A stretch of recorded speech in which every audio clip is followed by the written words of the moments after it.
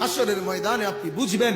যদি বেলালকে জিজ্ঞাসা করেন, বেলাল ঈমানের দাম কত, বেলালকে বলবেন ঈমান কাকে বলে, তো হযরতে বেলাল বলবে উত্তপ্ত বালুর মধ্যে বুকে পাথর চাপা দিয়ে মরুভূমির রৌদ্রের মধ্যে পড়ে থাকাকে ঈমান বলে।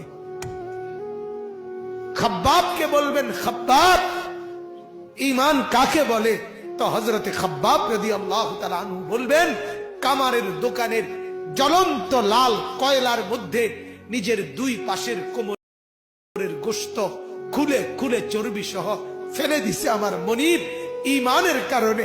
ঈমান এটাকে আপনি কি বুঝবেন? আপনি তো বুঝেন নাই বাপ। সারা পৃথিবীর জনসংখ্যা একেবারে বরাবর 800 কোটি পৌঁছে গেছে।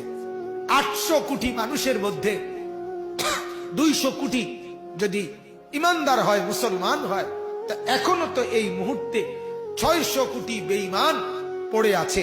তাহলে আপনি যদি সেই 600 কোটির মধ্যে হতেন, আমি যদি হতাম, কি হতো বাপ?